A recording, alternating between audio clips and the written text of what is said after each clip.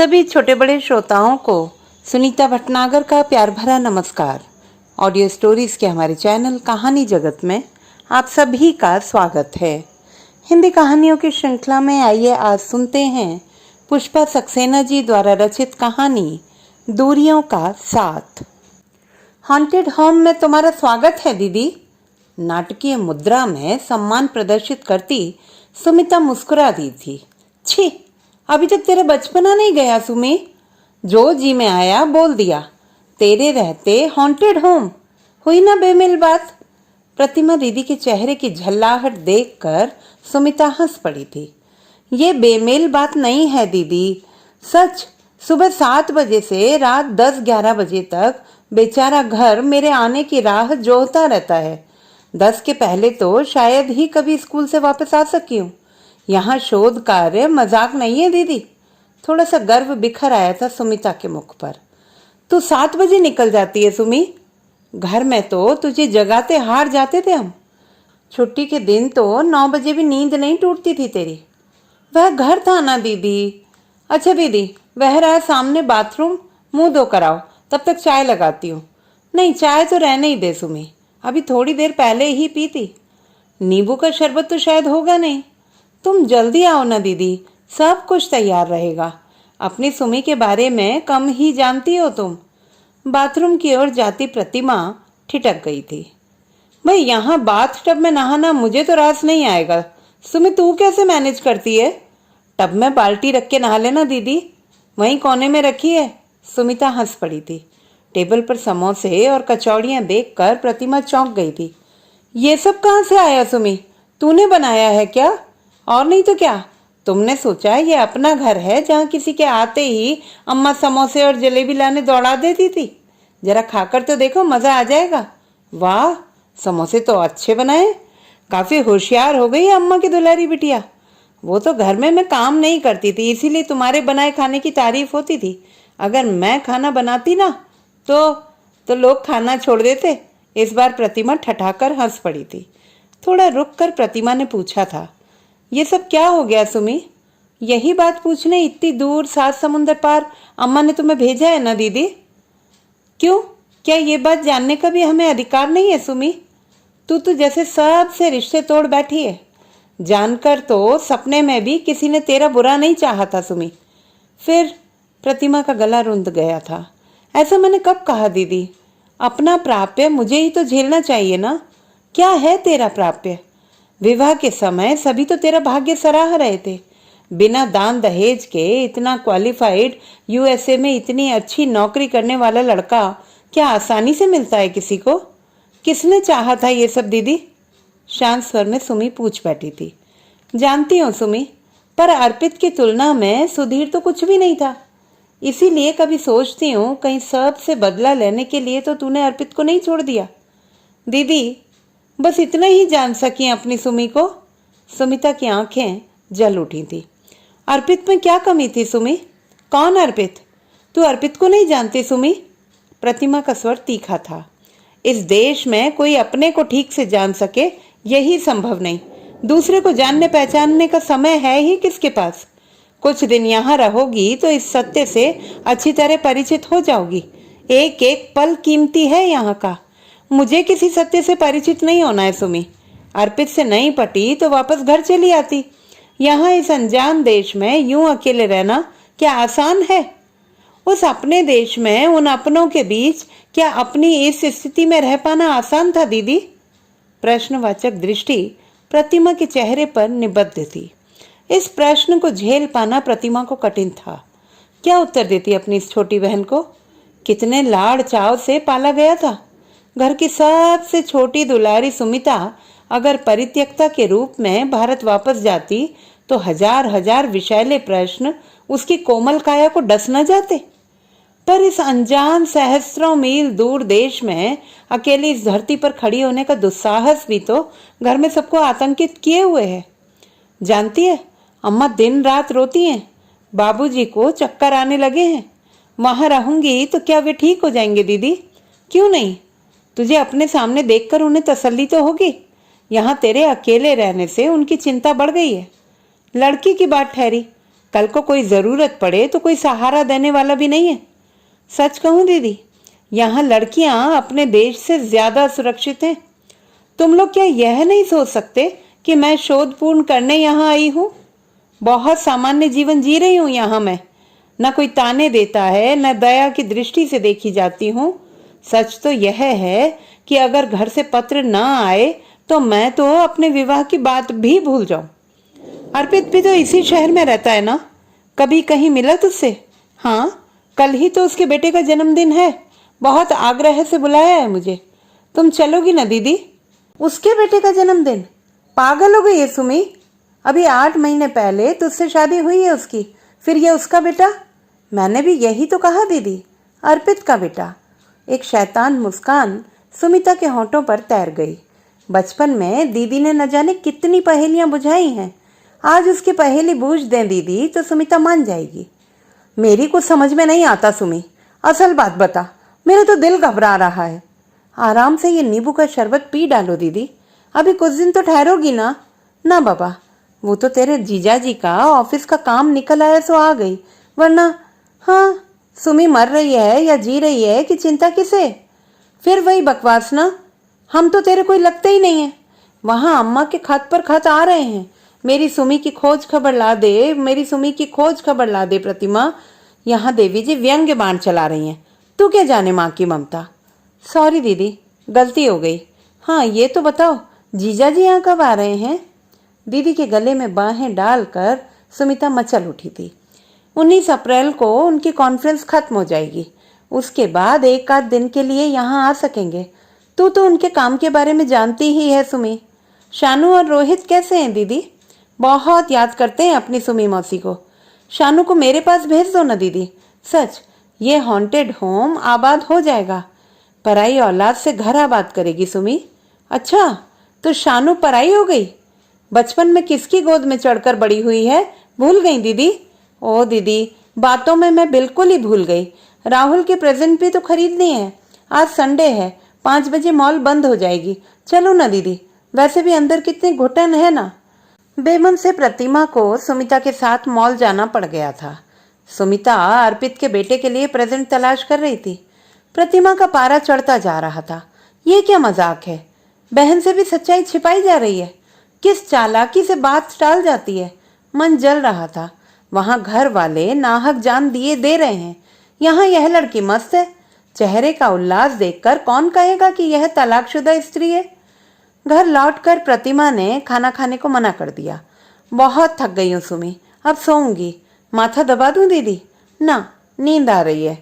करवट बदलती दीदी को देखकर सुमिता हंस पड़ी थी। सो पाओगी दीदी? तुझे क्या मतलब, मैं कौन लगती हूँ तेरी? याद है दीदी, मैंने विवाह नहीं करना चाहता। मैं अपना शोध कार्य पूरा करने को कितनी उत्सुक थी, सब याद है सुमी। विवाह करने के लिए सबसे ज्यादा जोर मैंने ही दिया था। शायद तेरे इस दुर्भाग्य के लिए मैं अपने को क्षमा नहीं कर पाती हूँ सुमी। प्रतिमा का स्वर अवरुद्ध हो उठा। अपने को व्यर्थ कष्ट दे रही हो दीदी। कोई किसी का भाग्य विधाता नहीं होता। विवाह का विरोध किया था मैंने, पर मन के किसी कोने में इस देश परिवेश में आने की आकांक्षा भी रही होगी, अन्यथा यूं आसानी से मान जाने वाली तो मैं थी नहीं। कुछ समझ में नहीं आता। वहां तो कैसी मीठी मीठी बातें कर रहा था अर्पित। सब मुग्ध थे उसकी नम्रता पर। अमेरिका में बसा लड़का इतना विनयी, और उसकी माँ भी तो तुझ पर निहाल थी। मम्मी तो मुझे आज भी उतना ही प्यार करती हैं। भारत में रहते हुए यहाँ की सच्चाई से तो वह स्वयं अपरिचित थी। धक्का उन्हें भी बहुत लगा। मेरे साथ रहने को भी आई थी। आखिर बात क्या हुई थी सुमी? तू तो हमारे हर पत्र के उत्तर में इस प्रश्न पर मौन ही रही। अर्पित से अलग हो गई हूँ, इस संक्षिप्त सूचना से जानती है हम पर क्या बीती है। मैं वह सच स्वीकार नहीं कर सकी दीदी, विशेषकर जिस रूप में मेरा उससे साक्षात्कार हुआ। वही सच जानने तो इतनी दूर भागी आई हूँ सुमी। विवाह के बाद यहाँ आकर लगा कि कभी कभी अर्पित कहीं खो से जाते थे, कभी मेरी ही पदचाप पर चौंक से उठते थे। याद है दीदी, अगस्त में हम लोग डिज्नी वर्ल्ड गए थे, तुम्हें फोटोग्राफ्स भी भेजे थे ना? बहुत अच्छे आए थे फोटोग्राफ्स। अर्पित और तेरी जोड़ी सभी सराहते थे। बस कुछ ही दिनों बाद तो तूने न जाने क्या लिख भेजा कि अम्मा बाबूजी सब घबरा गए। तुम्हें पत्र में लिखा था, सपनों के देश में घूम रहे थे हम।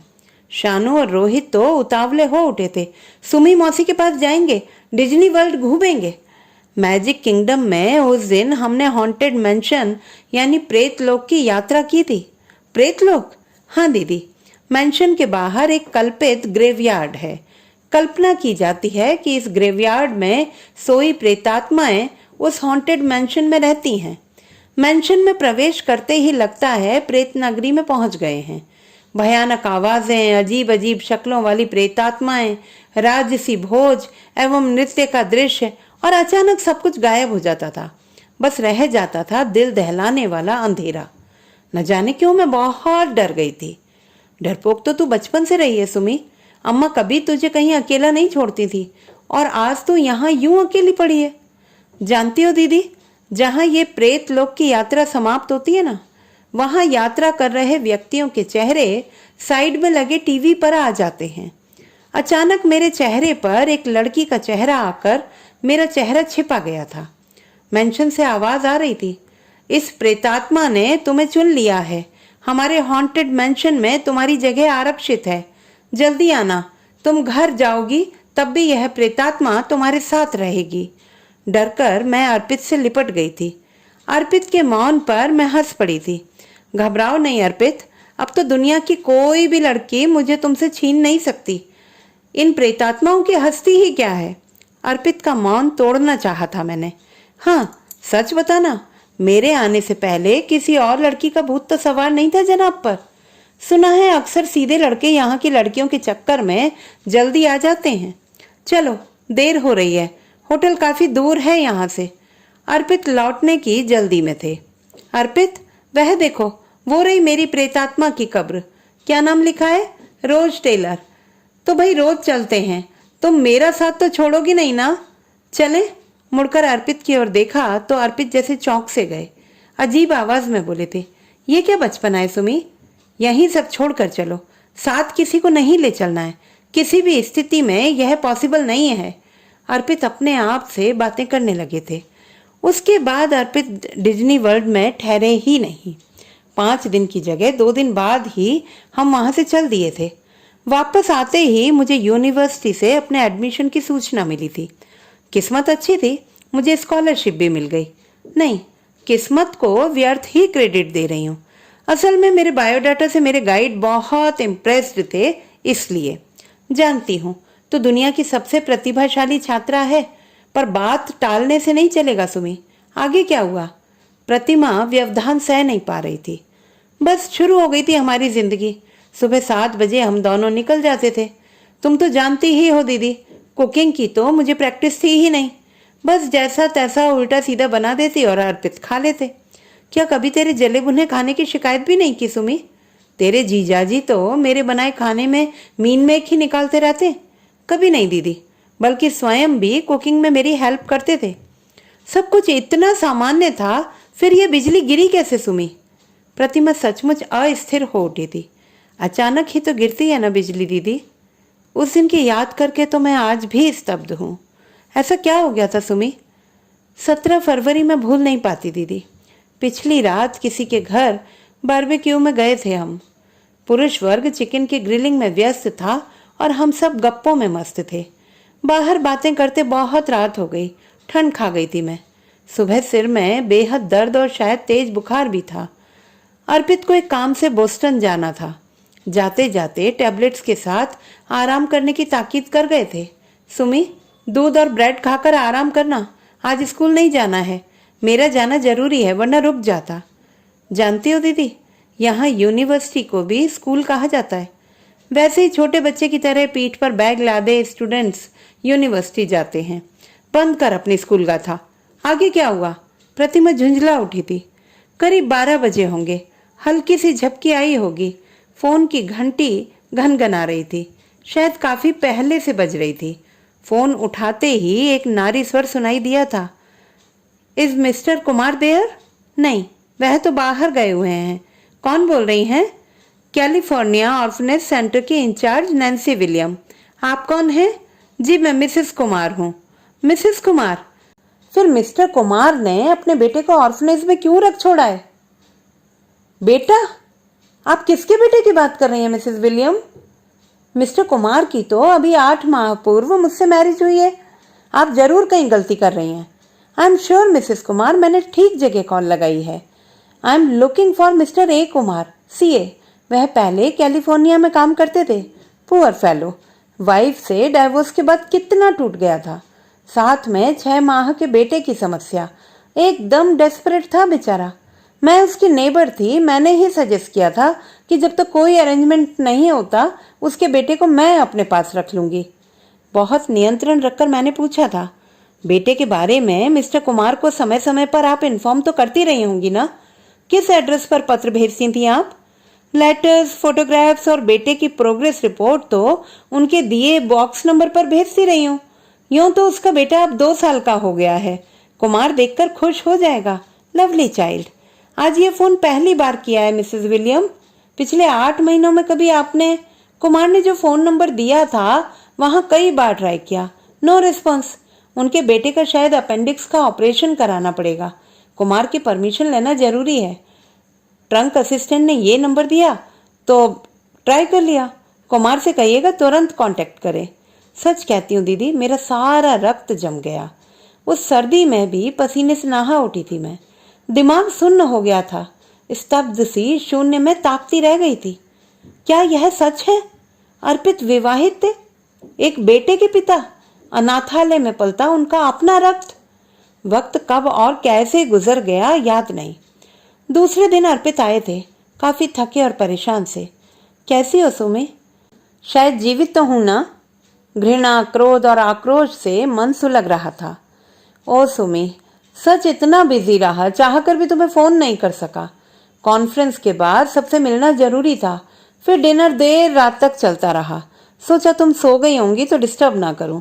आई am really sorry Sumi. Mrs William का फोन आया था। अजीब कटुता आ गई थी मेरे स्वर में। Mrs William? क्यों? उन्हें नहीं जानते? आपके बेटे को पाल रही हैं, उन्हें याद करने में इतनी देर लगती है? सुमी, ये सब क्या है अर्पित? इतना बड़ा झूठ, इतना बड़ा धोखा, क्यों? किस लिए? क्या बिगाड़ा था मैंने तुम्हारा? किस जन्म की दुश्मनी निभाई है तुमने? आगे गला रुंध गया था। सिर झुकाए खड़े रह गए थे अर्पित। धीमे से सप्रयास बोलना चाहा था। कई बार चाहा तो मैं सब कुछ बता दूं, पर डर लगता था ना। विवाह करने आते समय कहाँ गया था तुम्हारा भाई? कितनी आसानी से इतना सब कुछ छिपा डाला अर्पित, और मैं अपने को भाग्यशालिनी समझने का अपराध करती रही। तुम्हारे झूठ को ओढ़े मैं मानिनी बनी रही। आगे के स्वर सिसकी में डूब गए थे। तैश में मैं बिस्तर से उठ गई थी। पिछले दिन के उपवास और टेंशन से शायद डगमगा गई थी। अर्पित ने संभालना चाहा तो चिल्ला पड़ी थी मैं, मुझे छूने की कोशिश मत करना, यू चीट, लायर। एक सूटकेस में 2-4 साड़ियां डालकर जब मैं घर से निकलने लगी तो अर्पित राह रोककर खड़े हो गए थे। इतनी जल्दी कोई निर्णय नहीं लो सुमी, अपनी स्थिति स्पष्ट करने का एक मौका तो दो। एक मौका? पूरे 8 महीनों का समय मिला था तुम्हें अर्पित। यह झूठ तो कल्पना से भी परे था। तुम जैसों के कारण विश्वास शब्द अपना अस्तित्व खो चुका है। I simply hate you. I can't stand you any more. छोड़ो मेरा रास्ता। उत्तेजना में आंसू भाप बनकर उड़ गए थे। उसी स्थिति में मैं एड्रीना के घर पहुंची थी। एड्रीना? ये एड्रीना कौन है सुमी? मेरी अमेरिकन मित्र। उस दिन अगर उसने साथ न दिया होता ना तो पता नहीं आज मैं जीवित भी होती या नहीं। पूरी बात सुनते ही एड्रीना ने कहा था, बहुत अच्छा किया सुमी, ऐसे फरेबी के साथ रहना तेरा अपमान होता। हमारी सोसाइटी में विवाह टूटते हैं पर उनमें झूठ का आश्रय नहीं लिया जाता। बड़ी ईमानदारी से अपने साथी को सब कुछ बताकर अलग हो जाते हैं। सच्चाई के साथ ही हम सब कटु सत्य को स्वीकार करते हैं और सच्चाई के साथ सब छोड़ देते हैं। एड्रीना ने मुझे जीने की नई राह दिखाई थी दीदी। मैं उसकी रूममेट बन गई। पहली प्रतिक्रिया स्वाभाविक रूप में भारत वापस जाने की थी, पर एड्रीना ने ही समझाया था, वहां वापस जाकर दूसरों की दया पात्री बनने से क्या ये अच्छा नहीं कि तुम यहाँ एक नया जीवन शुरू करो सुमी? यहाँ की स्कॉलरशिप पाने के लिए लोग क्या कुछ नहीं करते और तू उसे छोड़ जाएगी? अपने भविष्य का निर्णय सोच समझ के लेना सुमी। और मैंने यहाँ इसी देश में ही रहने का निर्णय लिया था दीदी। इस पराये देश में तुझे क्या कुछ नहीं झेलना पड़ा सुमी। आने दे अपने जीजाजी को। उस अर्पित के बच्चे की नौकरी न छुड़ा दी तो मेरा नाम भी प्रतिमा नहीं, पूरे खानदान की खबर लूंगी मैं। दीदी के उत्तेजित स्वर पर सुमिता हंस पड़ी थी। पराजित को परास्त करने में क्या आनंद दीदी? क्या कहती है सुमी? तेरी पूरी जिंदगी बर्बाद कर दी उसने और तू उसे पराजित कह रही है। इसी भारतीय मनोवृत्ति के कारण मैं वापस नहीं गई दीदी। सबकी सहानुभूति पाकर कितनी असहाय रह जाती मैं। यहाँ मैं मेधावी छात्रा सुमिता वर्मा भर हूँ। मेरे अतीत को ना कोई जानता है ना जानना चाहता है। अच्छा, उस दिन के बाद कभी अर्पित आया तेरे पास? हाँ, आने की चेष्टा तो कई बार की थी। एक लंबा सा पत्र भी भेजा था। अपनी दयनीय परिस्थितियों का हवाला देकर क्षमा भी चाही थी। आखिर असली बात क्या थी सुमी?